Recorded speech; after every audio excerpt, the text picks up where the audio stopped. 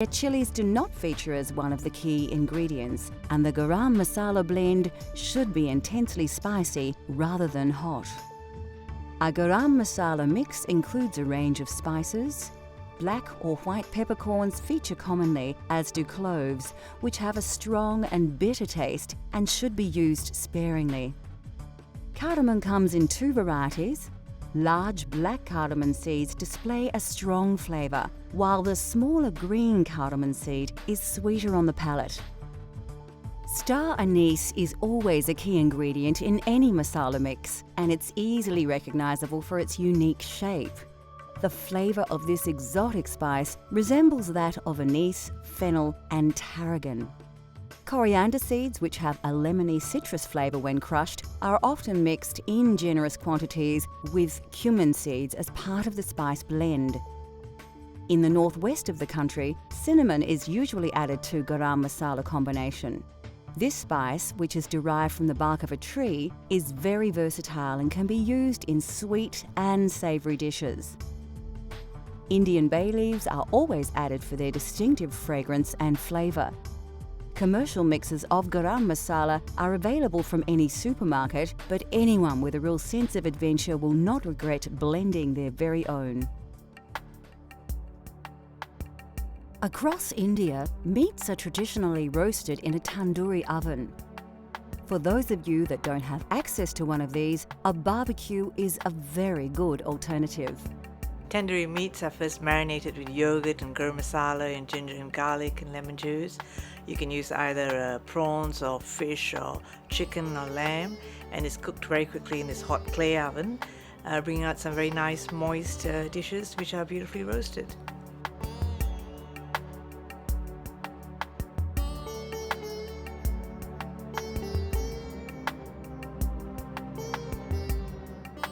You'll need a few simple ingredients to make a traditional tandoori mixture. Get organised and prepare your paste well in advance so your lamb cutlets can absorb the recipe's exotic and aromatic subtleties, preferably overnight.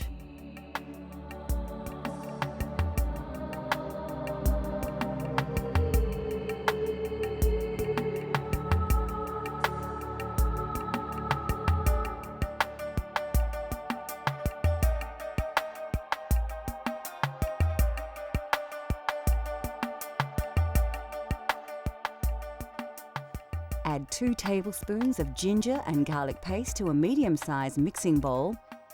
Add some of the juice from 1 lemon, then add 1 to 2 tablespoons of your favourite garam masala mix. Around half a teaspoon of red tandoori powder will give the meat its intense red colour once cooked. Scoop in 3 tablespoons of Greek-style yogurt and 2 tablespoons of vegetable oil. Now grab a spoon and thoroughly mix all the ingredients together. Your tandoori mixture is now ready to be added to the meat. At this stage, it's a good idea to wear gloves, as the tandoori mixture will colour your hands just as well as the meat. Take your lamb cutlets and place them in a large mixing bowl. Scoop 2 teaspoons of ginger and garlic paste over the lamb and add the rest of the lemon juice. Add around 1 teaspoon of chili powder plus a teaspoon of salt and thoroughly massage all these ingredients into the meat. Now add about 6 tablespoons of the tandoori mixture that you have prepared earlier. Rub the mixture into the lamb well and ensure that all the cutlets are covered. Place the cutlets onto a plate, cover and store in a refrigerator for at least 4 hours, although overnight is best. This allows all the flavours of the spices to penetrate the meat. Instead of a tandoori oven, we're going to use a barbecue to cook the marinated lamb. Preheat the barbecue to a very high temperature and place the cutlets onto the hot plate, allowing them to sizzle in the rich marinade. Once they start to brown, turn them over and let them cook for another few minutes. Cooking the meat on a high heat will blacken the marinade in places and cook the outside of the meat well, while still keeping the cutlets tender and juicy inside. When ready, place the cutlets on a bed of lettuce, Serve with a simple salad made with cucumber, red onion, tomato and coriander. Finally, garnish with a wedge of lemon, which can be squeezed over the cutlets just before you enjoy them. Still to come on Cultural Flavours, India. We spice things up with an authentic style curry with Punjabi influences. Breads are eaten everywhere and mainly used to scoop up the main meal, especially in the Punjab region. We have different types of breads there. We don't eat too much of rice there, it's mainly bread. There's naans, there's bhaturas, there's chapatis, which I made today, there's parathas, there's stuffed parathas with, methi, which is fenugreek leaves. We love our bread in India, we eat a lot of it there.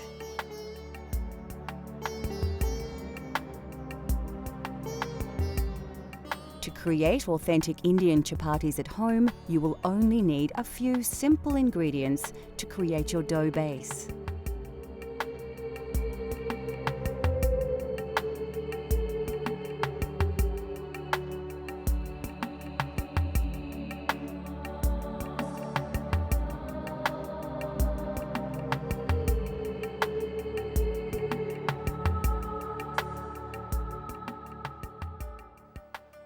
First, place your flour into a mixing bowl, add some water and then some oil, and start mixing it with your hands.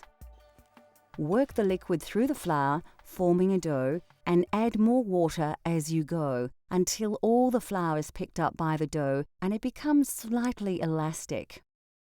Make sure you knead the dough well. It should be malleable but not sticky. Then leave it to rest for 20 minutes. Take small pieces of dough and roll them into small balls. Coat them with some reserved flour, then work them into a disc with your hands. You can then roll them flat and thin with a rolling pin, adding flour as required to prevent the chapati from sticking to the pin or board. Place the rolled chapati on a floured plate and continue until you have used up the dough. When you have all your chapatis prepared, heat a griddle plate or non-stick frying pan until it's very hot. Don't use any oil though. Start cooking the chapatis on the hot griddle until they puff up. Then turn and cook the other side, pressing lightly around the edges with a folded tea towel. As each one is cooked, wrap in a clean tea towel until all are ready. This prevents them from drying out. To serve, lightly spread with ghee, which is clarified butter. Chapatis are generally served as an accompaniment to curries and vegetables.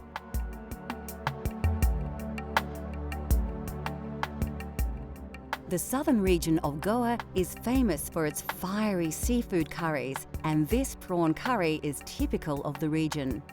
It's hot, spicy, and its intense flavours are the result of combining numerous ingredients. It's not a difficult curry to cook when you've been cooking. It has a lot of ingredients. You have whole spices that you use, and then you use the curry leaves, which are also from South India and Goa and that region.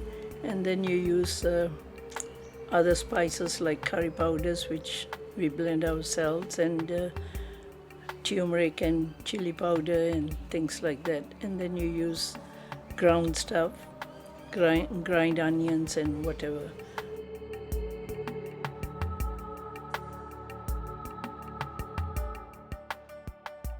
Like most curries, the secret is to start with a good curry paste.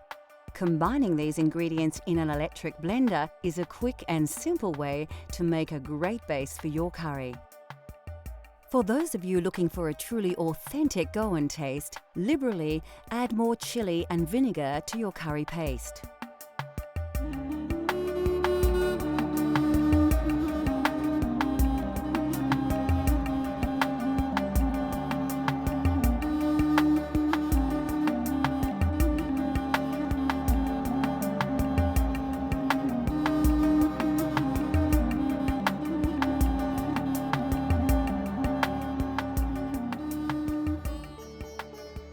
The second stage of this recipe requires a vast array of spices and other ingredients. So it's important to ensure that you prepare everything well before you start cooking. We're using green prawns with their shells intact, but you could use any type of prawn.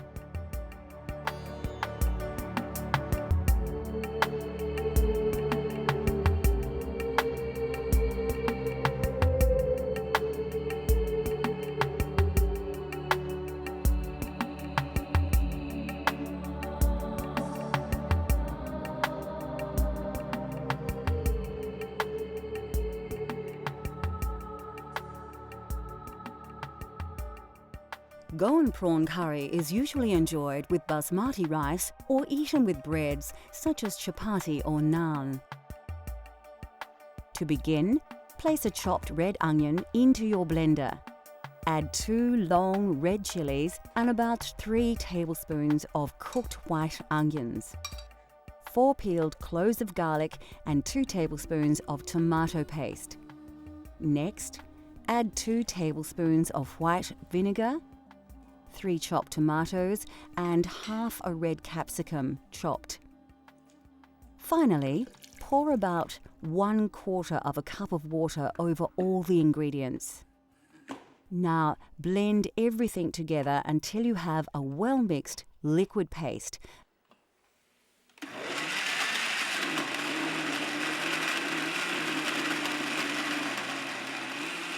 And put this to one side until later. To prepare the curry, heat some oil in a pan. Add your star anise, cardamom, cloves, cinnamon stick, fenugreek and mustard seeds to the hot oil. Place a sprig of curry leaves and 2 diced onions into the pan, then stir well. Take some ginger and garlic paste and stir around 2 teaspoons into your curry base. Pour in around half a cup of water and mix well. Scoop a spicy mix of turmeric, curry, chili and coriander powders onto your onion base. As they cook, these spices will release their aromas and their flavors will intensify. Season with a teaspoon of salt, then reduce the heat and mix the ingredients well to form a thick paste. Now is the time to add your blended curry paste to the saucepan. Mix it in well to allow all the flavors to combine.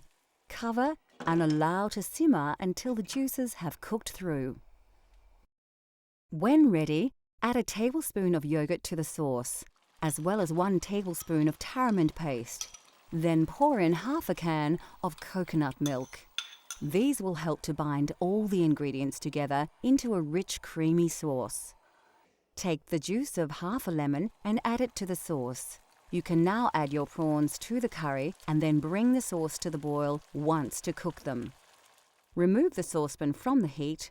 Sprinkle 3 tablespoons of fresh chopped coriander and stir.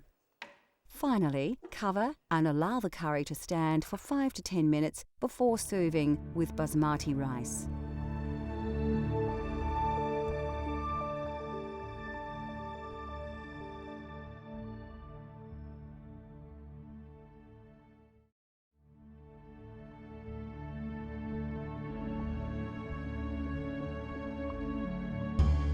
India produces more lentils than any other country in the world.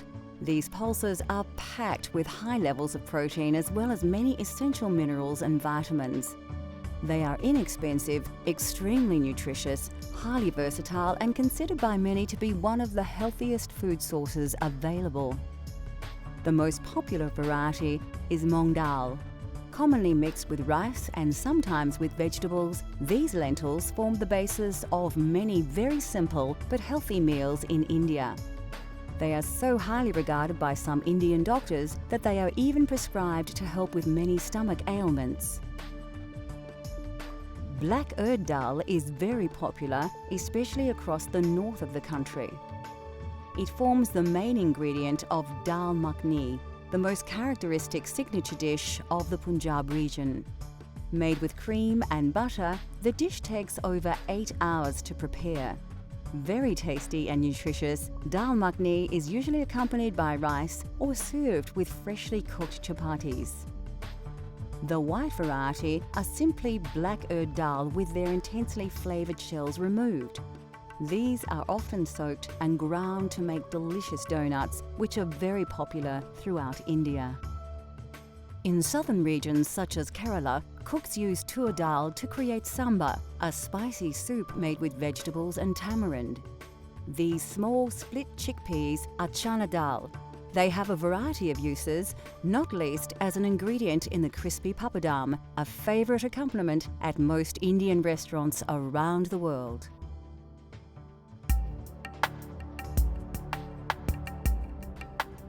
Lentils and beans are indispensable to Indian culture, revered for their pure and gentle digestive qualities. No other dish is more central to Indian cuisine than dal, a flavoursome traditional classic. Dal is actually a staple all over India, not only in the north. All over India, everybody eats dal. And it is actually the poor man's staple food, really. But we always have dal with whatever you cook, you have in it.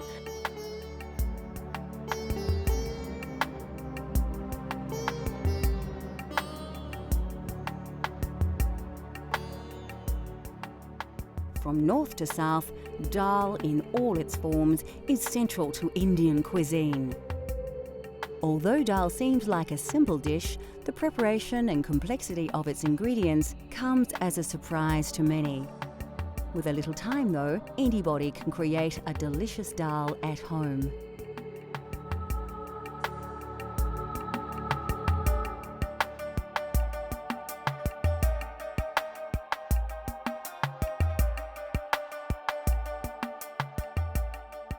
What gives this Punjabi masoor dal its amazing flavour is the traditional spice paste, bursting with a classic combination of spices that produce aromas that will transport your taste buds straight to India.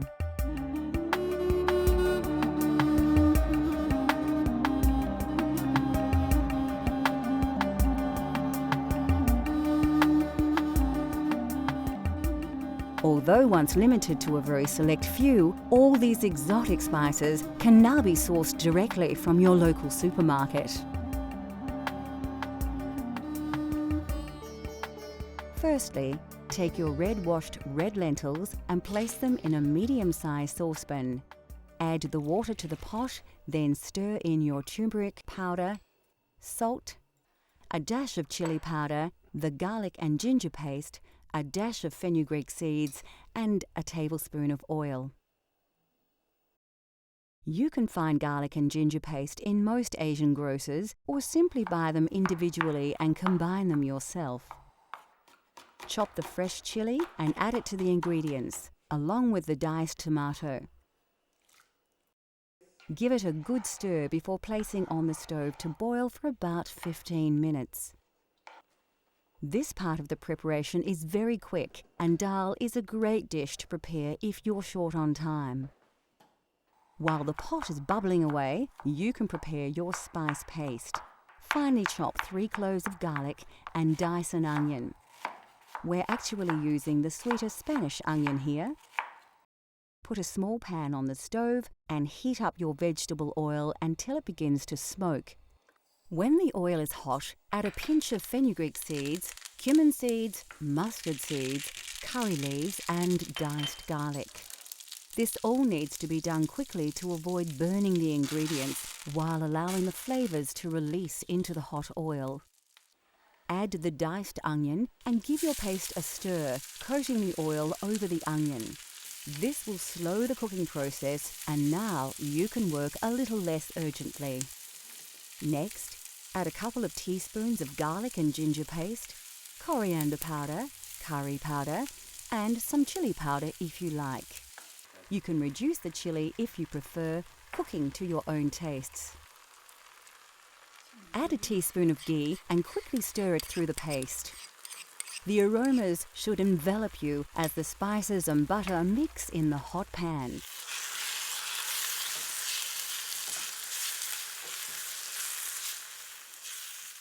By now, your dal should be cooking nicely and a large portion of the water will have been absorbed by the lentils.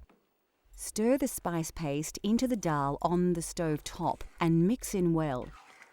Keep it on the heat while stirring to help the flavours combine. Lastly, finely chop some fresh coriander, stalks and all, and add it to the dal. Keep a little aside to use as a garnish when serving. Now you too can prepare a traditional Punjabi masoor dal, a delicious, authentic vegetarian Indian dish, rich in flavours and good for you as well.